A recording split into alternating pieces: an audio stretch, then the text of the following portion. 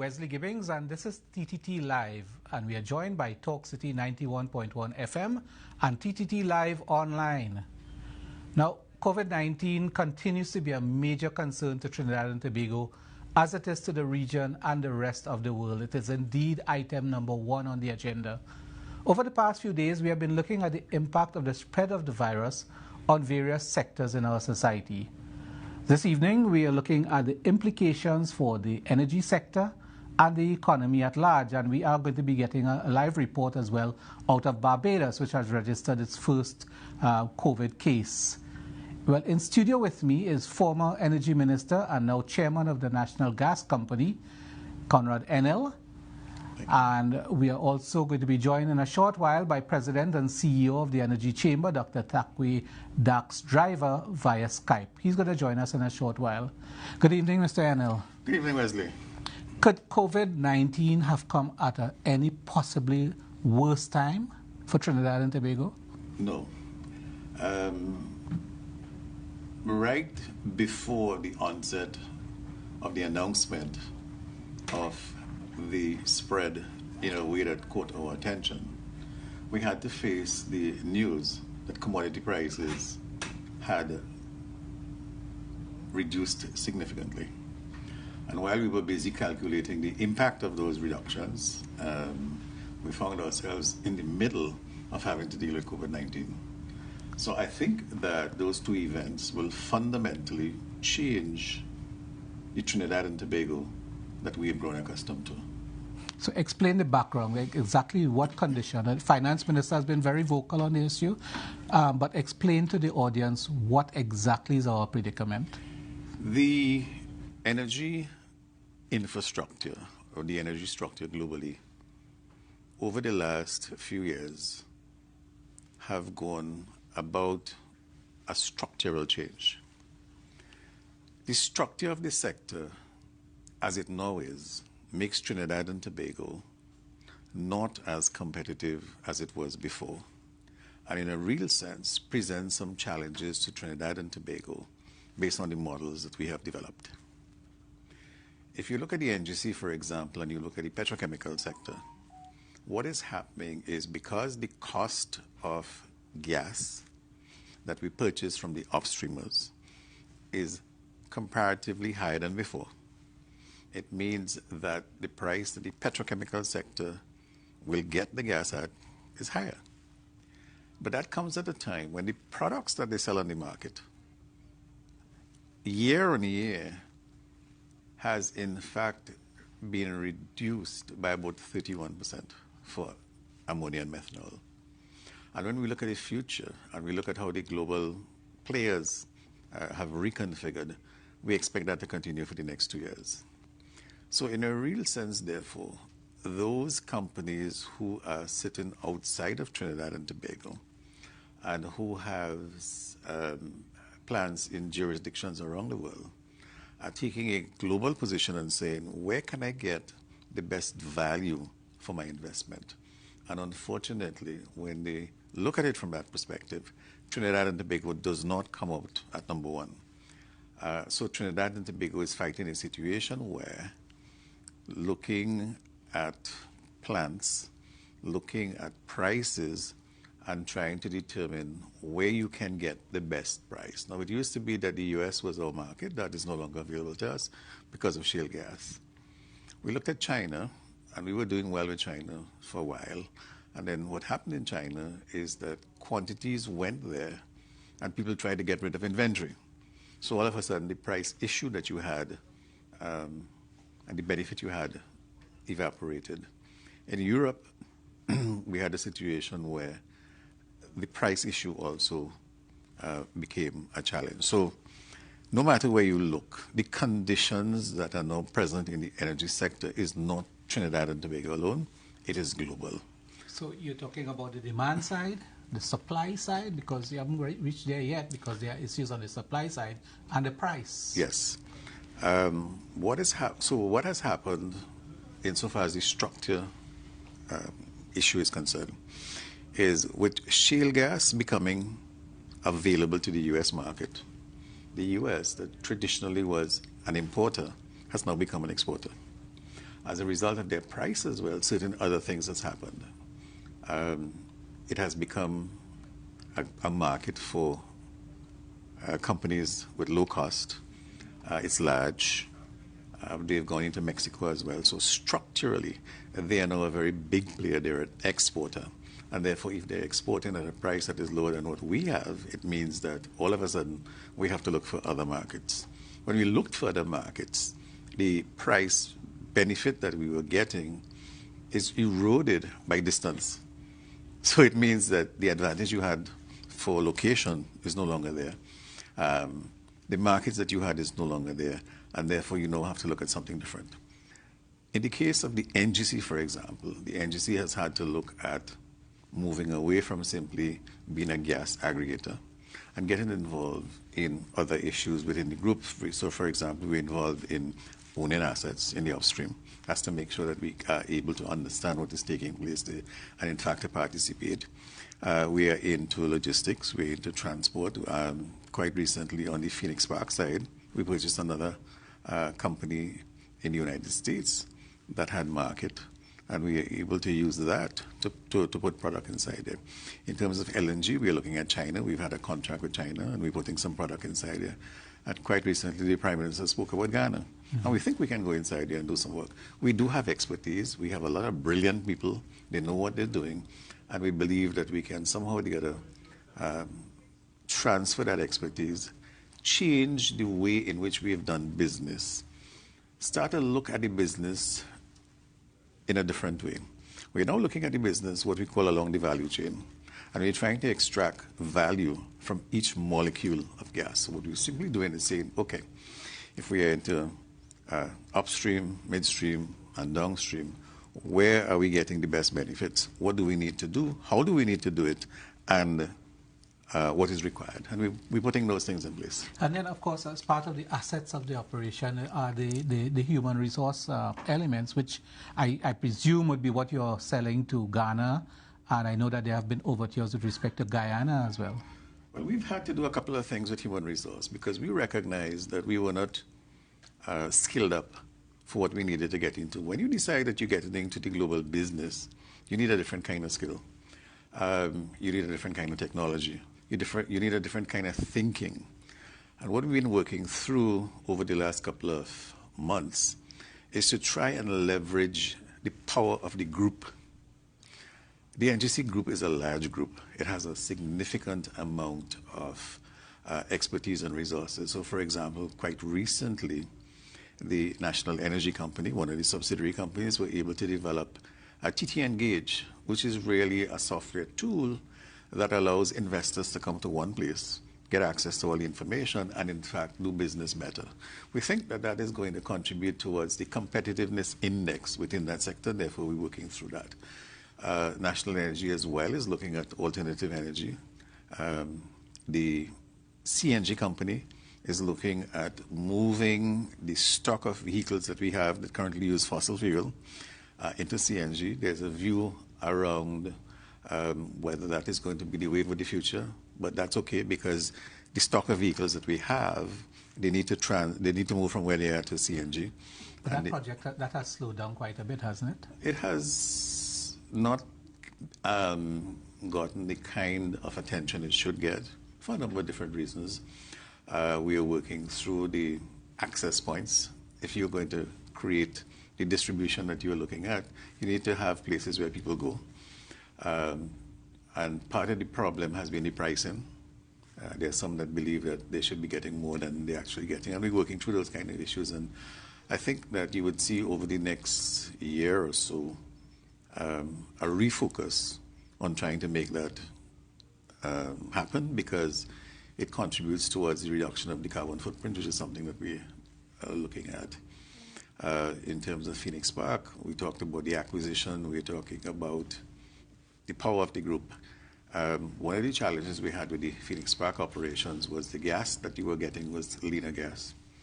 What we've been able to do is to look at the network and see where we can extract better values, and we have done that. So we expect that the Phoenix Park revenues, simply as a result of redirecting the resources, will give us more value. In terms of Labidco, we've looked at that and we have thought that the time has come for us to put special arrangements in place to make sure that our port and marine infrastructure works differently. We're looking at Guyana, we're looking at Galeota, and we think that there's business there and we want to exploit, and therefore we're doing a lot of stuff inside it just to make sure that it happens, and it happens quickly. On NGC itself, as an organization, we're doing lots of things that will make us, at the end of the day, an integrated gas company. And one of the things that we are contributing to very quietly is the knowledge that is required for the policy decisions to make the gas industry a little bit more competitive and to make sure that the citizens of Trinidad and Tobago get more value than they would have in the past. That's the framework. Okay, at this stage, I suppose we can bring Dax Driver into the discussion. Okay, but we're going to take a break first, and then when we come back, we'll be joined by Dax Driver, who is President and CEO of the Energy Chamber.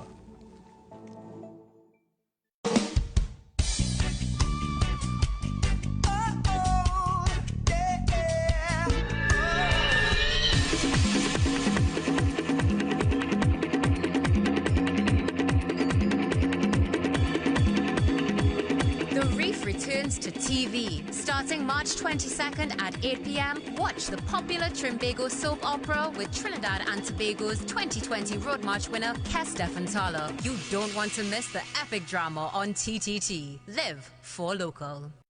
TTT News, delivering more news at more times to more people. TTT News, reporting on the people, events, and issues that affect your life. TTT News, online and fully interactive. TTT News. Connect.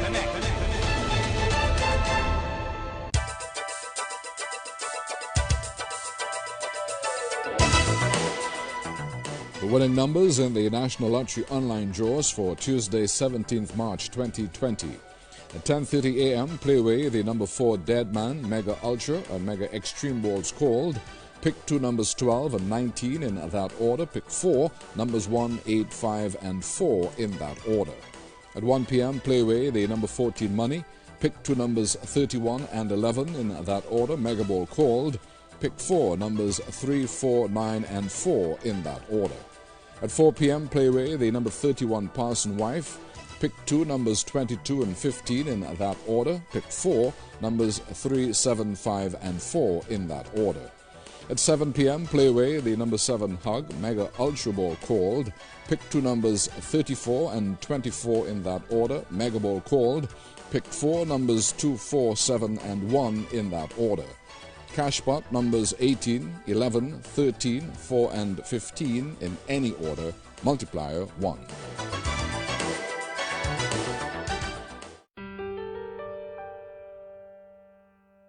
Don't let tobacco take your breath away, brother. Don't let tobacco take your breath away. Stop smoking. Please, don't let tobacco take your breath away. Don't let tobacco take your breath away. Stop smoking today. Don't let tobacco take your breath away. It is not good.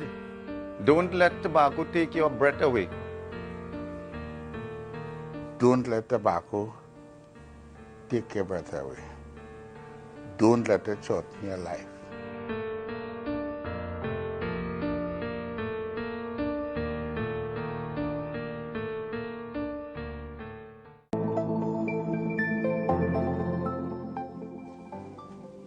Welcome back to more on COVID-19. I am Wesley Gibbings in studio with Conrad Enill, who's chairman of the National Gas Company.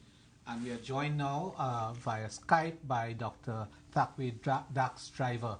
And Mr. Enill, before we broke, I was about to ask you, NGC is in a transition or growth phase right now. How much of a spanner in the works is COVID-19? So let me answer that this way. Once COVID-19 became a fact, we had to respond. So we basically went to our business continuity planning process. We have one in place, and we put things in place. Effective tomorrow, most of our non-essential staff would be working from home. Over the last couple of days, we've been putting in place protocols, and we've been working with the guidelines by the Ministry of Health. We've had our own health and HSSC personnel take control and put in place that which is required to support the government's directive around the 4 or 5 things that they are trying to accomplish. All our companies are ready now. All our companies will be operating from now until the 1st of April, I think, from home. That is to say, everybody who is connected to the organization will be operating from home.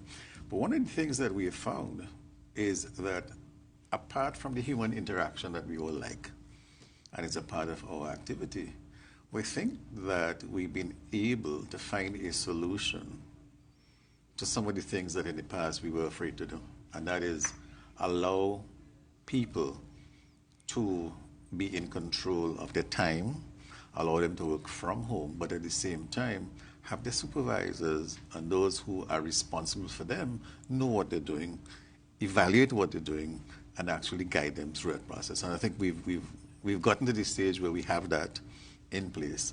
And I think coming out of the COVID-19 challenge, there are lessons that we've learned that up until now we may have been afraid to challenge or to look at.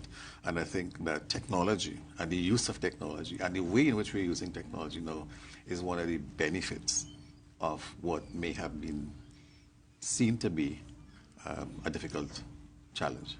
So, Dr. Driver, how has this new and rather sudden development affected the private sector players in the energy sector?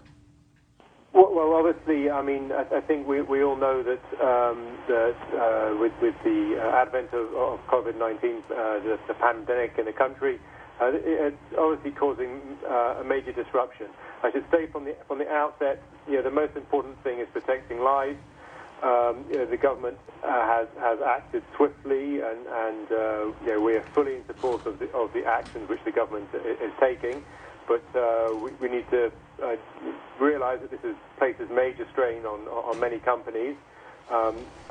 We fully support the move to be working from home.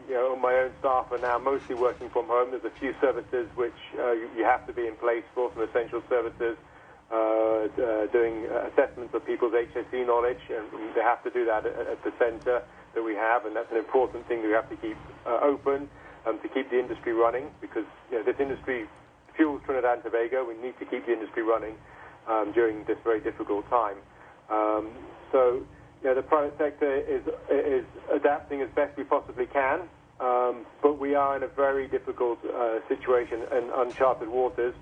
We all need to pull together to get us through that situation. Now, the proposal to have pandemic leave as a feature of the HR environment is being encouraged. The private sector is being encouraged to join that free, if you want to call it that. What has been the feedback like from your members? Yeah, so the pandemic leave is specifically for public servants. Yes. But what we have encouraged all of our members to do is find appropriate ways within their particular settings to find the right way. For people who need to be on leave, people who are high risk, people who need to be quarantined, people who have children who are unexpectedly at home, to find the right way and to be compassionate with that within the systems that they have, to find the appropriate leave for those people. So that is what we're encouraging all of our members to do. But each one of our member companies is going to be in a different specific circumstance, and each employee will be in a different circumstance. So what we need is a large degree of flexibility and a large degree of each company being able to make the best decisions that it can. In the case of unionized companies, in consultation with the recognized majority union. In the case of non-unionized companies, just great dialogue between employers and employees to find the best way to navigate through this. But we all have to pull together to get through this. This is a joint national effort which everyone has to be part of. And the private sector certainly is there to play its role, and not having people out to work, who should not be out to work, is a very important part of that.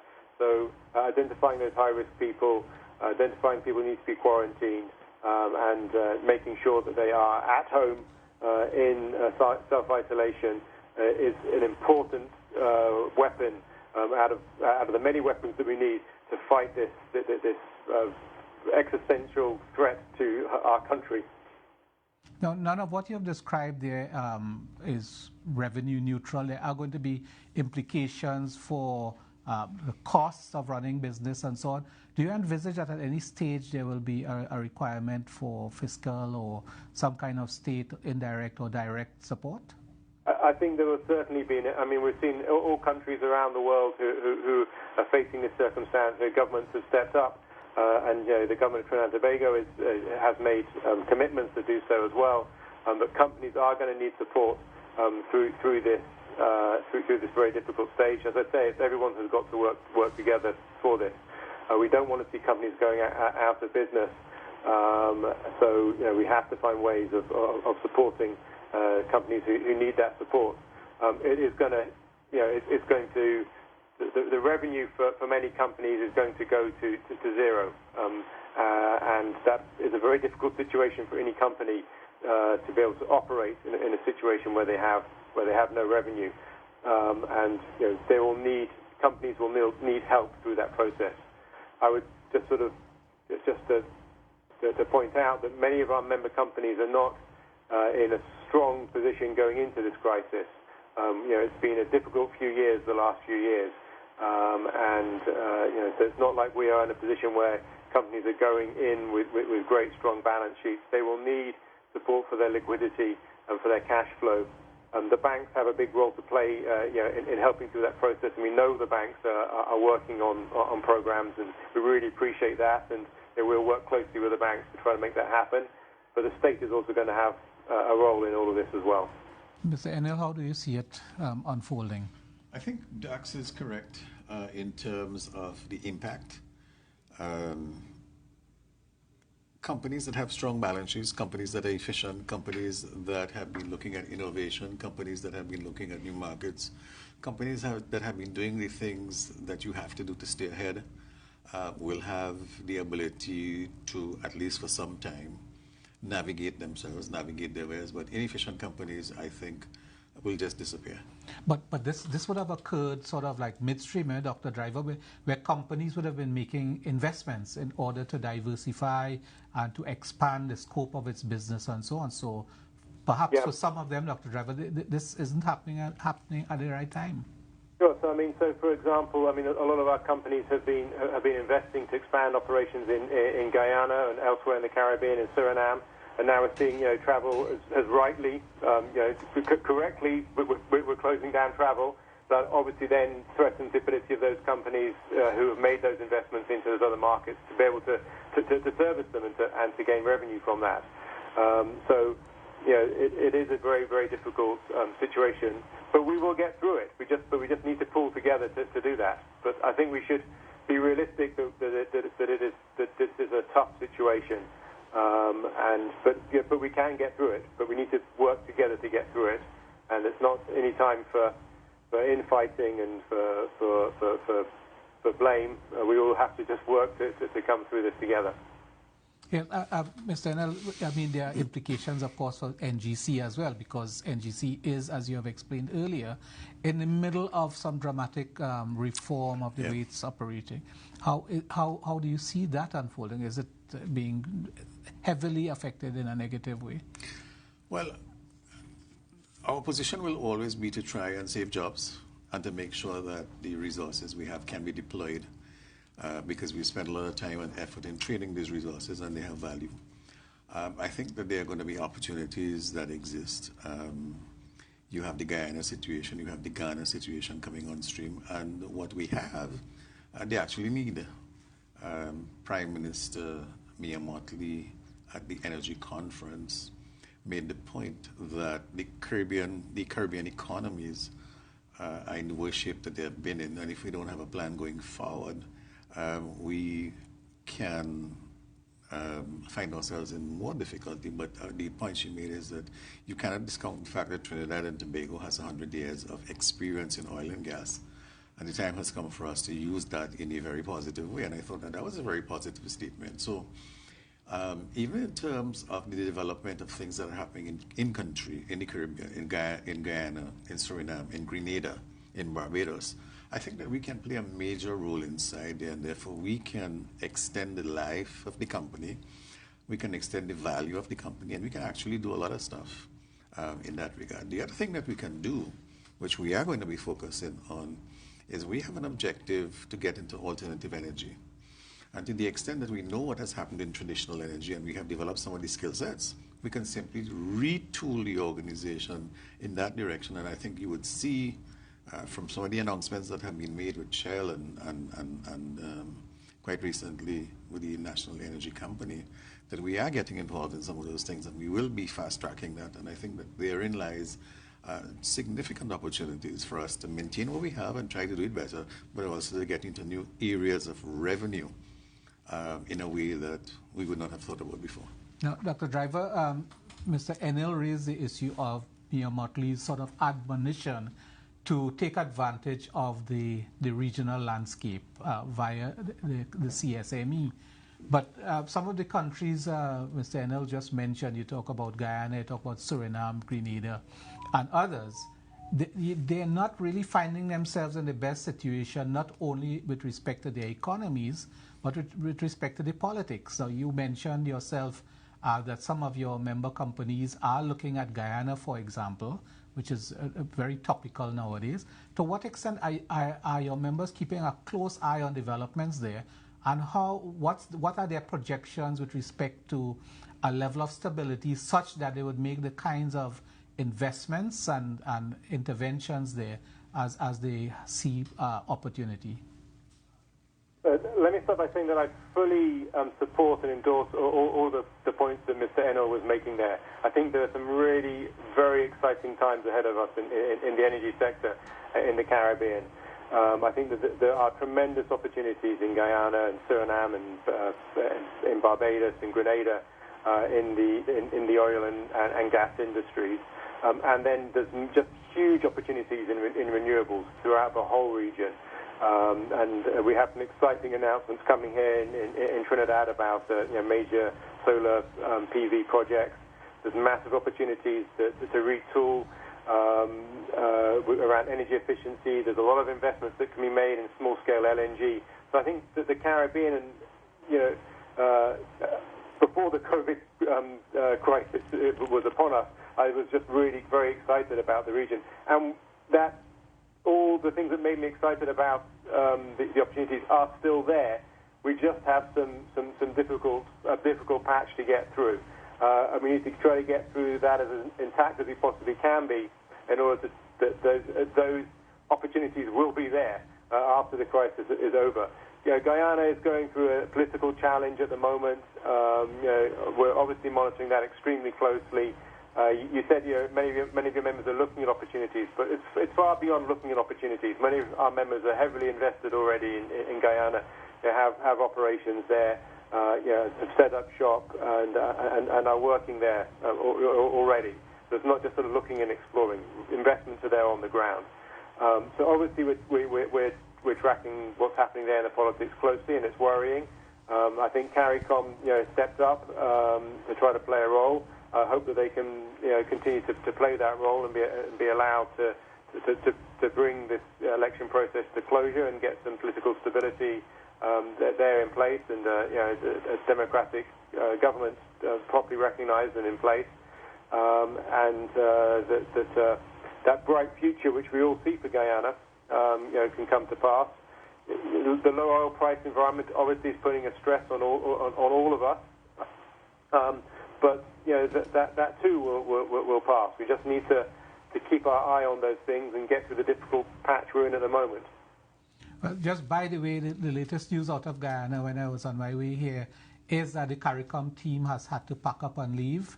Yeah, I heard that. And so, there might be a prolonged period of continued instability, which is not going to be very good at all. Mr. Enill, to what extent is NGC looking at the regional landscape and the instability and the changes that some of these countries are going through? Well, the first thing is that these things are not going to be here forever. They are going to, at some point in time, normalize themselves. What we are seeing is that there's an interest, or there's renewed interest in Trinidad and Tobago getting involved in some of the areas, because there's now a recognition that you cannot do it by yourself, and the learning curve is so steep that you really can't put people into universities and expect them to run your oil and gas business. Ghana sort of found that out and it didn't work. So I think that once the governments continue with their posture, and it has to be driven by the government, because to a very large extent the government is the driver of the policy piece, and it is the policy piece that will make your industry work. I think that some of the jurisdictions have their policy pieces badly constructed, because in the construction of the policy piece they have not defined what the business imperatives are, what the incentives are, and how they are going to share in the risk associated with the private sector and the public sector. So I think that there's a lot of learning in Trinidad and Tobago. I think that we have not expressed that in a way that people understand that there's value. And certainly from the group point of view, we have a strategy that says we will now get involved in sharing that knowledge at international conferences and at every opportunity that we get an opportunity to showcase the strength of our policy positions and the success that we've had. Yes, there have been issues, but our policy positions have been strong, and it is our policy that guides us throughout these difficult times. Dr. Driver, do you agree? Our policy positions, is our policy environment suitable for the kind of growth and stability that the industry expects? Well, I think that there's some very strong fundamentals in Trinidad, which have been to a huge benefit for the development of our industry. We have developed a very successful gas industry, but there are challenges as well. But I think that we can overcome those challenges as long as we all work together diligently through those processes. Policies have to change as circumstances change. We're in a crisis situation at the moment, so we have to have policies appropriate for that. But we will come out of that crisis situation at some point, and then we'll need policies which are appropriate to get us back into a growth trajectory. But the fundamentals in Trinidad, I think, are very strong, and we do have a lot of very good professionals. We've invested lots in education over the years, so that has given us a cadre of really strong professionals, across the whole industry from top to bottom. If you go to any of the petrochemical plants in Point Lisa, the labour force is almost entirely Trinidadian, 99% Trinidadian. I mean, we track that because people have to come into the centre I was mentioning earlier, which we have to keep open. People have to come there to do the assessment of their HSE knowledge. So we know where the labour force comes from because we track it through that centre. And it's 99% Trinidadian. That is a real strength. There's not many countries around the world where they can look at a petrochemical cluster like Point Lisa and say that it is almost entirely run by nationals of that country, particularly for a small country like Trinidad and Tobago. That's something we should be very proud of. And Point Lisa is under. It's difficult at the moment. It's facing some difficult times. But I think the fundamental strengths will serve us well. Okay. Thank you very much, Dr. Dax Driver, President and CEO of the Energy Chamber. I'm in studio with Conrad Enill. We'll be right back.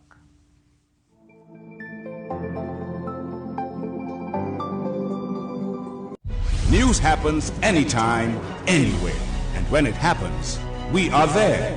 We report the news in real time. TTT News. Connect.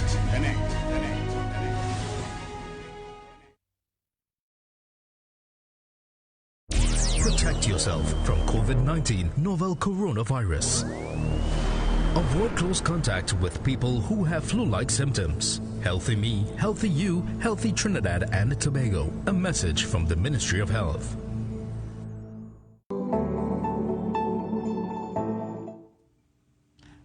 Welcome back to more on COVID-19. I'm Wesley Gibbings on TTT Live, Talk City 91.1 FM, and TTT Live online. I'm Wesley Gibbings in studio with Conrad Enill. Mr. Enill, we were talking about the future direction of the economy, future direction of the energy sector. One of the interventions made yesterday at the press conference of the Prime Minister, the day before with Prime Minister, was that certainly there would need to be resort to the Heritage and Stabilization Fund. How easy is that going to be?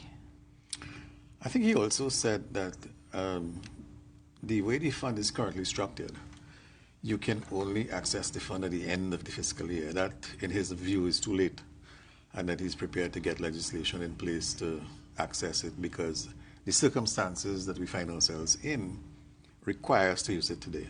I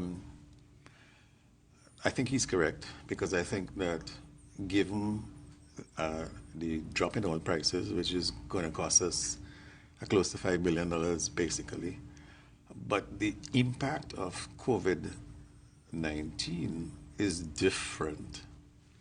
There's going to be serious disruption to certain segments of the society. The government has a responsibility to do three things in my view. The first thing that it has a responsibility to do is to determine how the economy is going to be stimulated. That's something that has to happen.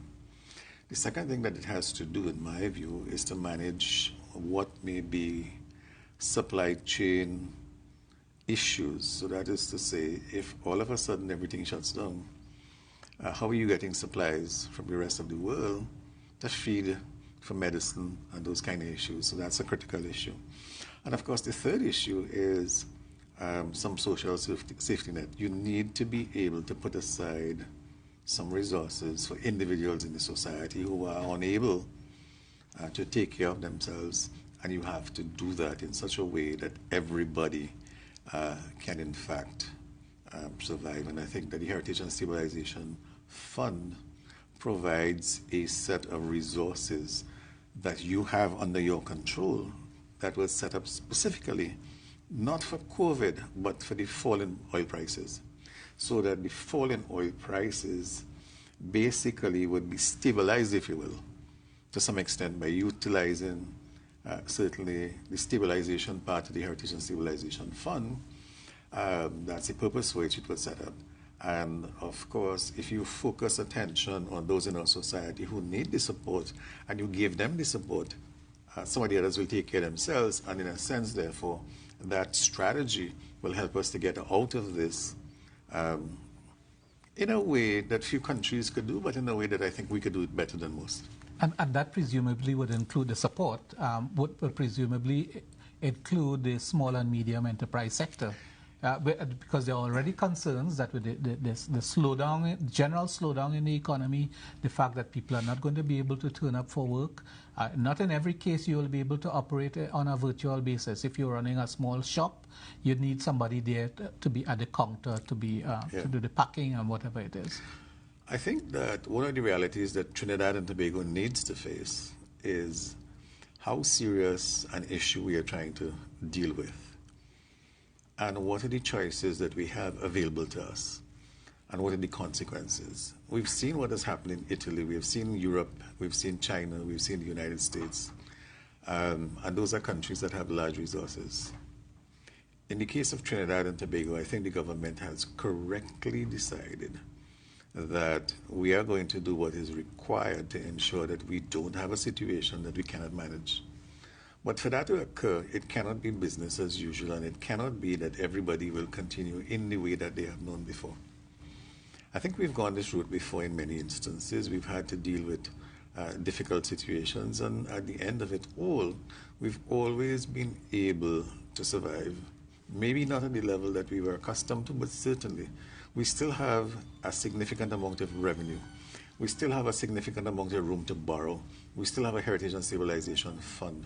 And we still have individuals who run this country, both in the private sector and in the public sector, who are not afraid to make the tough decisions. And I think that more than anything else is one of the things that will define us at this particular point in time. I want to come back to that, particularly with respect to the small and medium enterprise sector, which I think, the country has been on a drive encouraging investment in that sector, economic activity in that sector, formalizing of that sector, and in a crisis situation such as this, where there will certainly be a lot of dropout and negative impacts, there is going to be the question asked, what about us? Yeah. Okay, but we're going to go right now to Julius Kittens, who is a veteran freelance journalist out of Barbados. Julius, good evening. Good evening, Wesley, and to your guests. Tell us what's happening in Barbados. Well, today the Minister of Health confirmed the results of laboratory tests received very early this morning that two suspected patients who came in on a JetBlue flight, we have just learned in the last hour, on Friday, the 13th, tested positive for the presence of the COVID-19 virus. The understanding we have, they are in isolation at present. We do not get the impression that they're suffering serious illness, but they do have the virus. And now the question is, who else have they been in contact with? Both of them came from the United States, a 48-year-old visitor, both females, 48-year-old visitor, and a 39-year-old Barbadian who returned from her trip to the States. And we suspect now that the ministry is going around trying to establish who they've been in contact with and have them quarantined. In the meantime, the government says that stage one of its COVID preparedness action plan is now in force. It means that visits to the hospitals which hold elderly people, the geriatric hospitals in the country, will be suspended. And large gatherings of over 100 people should be postponed, we suspect, between now and June 1st. They're looking at a 12-week window, according to the Prime Minister, Mayor Motley, a 12-week window to see what is going to happen. And so we expect that major festivals, at least 3 major festivals, will be called off. One of them, we've already got official word, the Barbados Reggae Festival is off. The Oyster and Fish Festival at Easter, its cancellation is imminent. The Gospel Festival, that is also slated for sometime in May, and that's been that's likely to be postponed. So large gatherings, over 100 people, shows, promoters have been already starting to issue notices of cancellation and promises of refunds, or in some cases, as in the Reggae Festival, the show must go on, just at a later date. So that's the particular situation. There is particular interest and excitement by many people as to, well, when the news first broke, what flight did they come on? What specific flight number? There's been that anxiety, some of it fueled by social media. The Chief Medical Officer, Dr. Kenneth George, appeared on national television at the top of the 7 o'clock hour to say that, while not having the actual flight number, said it was a JetBlue flight. It's going to be relatively easy. It's going to be easy to work backward on now. That day. So Julius, because we have to leave now, but the Barbados tended to be a little bit slower than the rest of the Caribbean with respect to the cruise liners. What was there any announcement with regard to the acceptance of cruise ship passengers? I'm not sure if slowness is the right way to put it. The difficulty, of course, is that Barbados is a home port for a great many of these cruise ships. So what's been happening is that planes have been coming in practically empty and taking out passengers who would have been caught, if you will, on the high seas when news of all this broke. And so the hotels and taxis, rather, have been ferrying cruise passengers to waiting planes to take them back to Europe. But the issue has been now, well, do we close the border? And that is not something that the government is contemplating at this time. It is not taking the decision to shut down the airport or the seaport to anyone, be they Barbadian or otherwise. Okay, Julius, we'll have to leave it at that. Thank you very much for your contribution to the program. All You're the welcome. best. So, Mr. Enill, you see, Barbados was sort of among the last bastions. Yes. Well, we have Grenada. I don't think there's been a case reported in Grenada yet, but I don't. Well, I don't know. I heard there was one in Montserrat. Yes, there's one in Montserrat today. Yeah. So it's here. It's here, and it's going to be here for the foreseeable future. Let's talk a little bit about the small and micro enterprises, because I think that the thing we need to understand is they are going to suffer income loss for some period of time. And the reason is because the restrictions that you have now put on schools, for example, means that schools cannot earn income. The restrictions that you've put on some institutions means that the ability to earn income, at least for some period of time, is no longer there.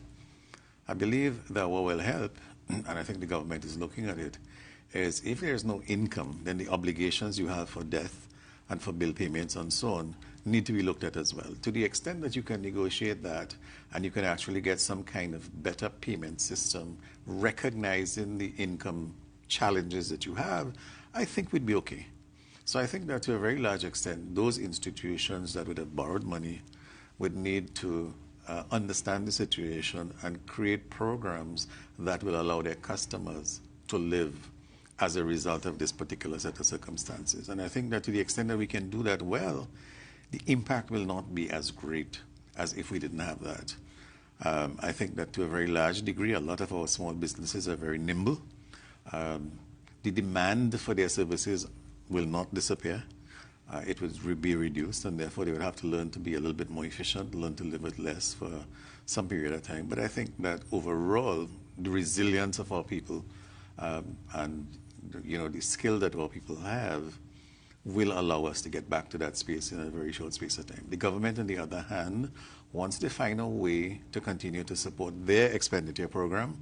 That's going to bring some level of stability in a certain segment of the society, and that will continue to benefit those who would have benefited before. The government, for example, once it maintains its public service complement of over 120,000 people, families and so on, will be able to live, will be able to buy stuff, and they'll be able to have a normal life. I think that, yes, we are going to have a short period in which we're going to have to make some adjustments, but I think over the long term, if we simply follow the discipline that's required, I think we'll be okay. Okay, now last 30 seconds, the implications for NGC. How do you see NGC in the next 2 weeks from now? I think NGC is going to come out stronger, because I think that the men and women who lead the organization are committed to a future in Trinidad and Tobago that provides benefits for the people of Trinidad and Tobago, and I think they will do that. Okay, thank you very much, Conrad Enill, who is chairman of the National Gas Company. We heard earlier from Dr. Thackwray Driver, who is president and CEO of the Energy Chamber, and we had a report out of Barbados from Julius Kittens. And I'm Wesley Gibbings saying thank you very much for staying with us this evening.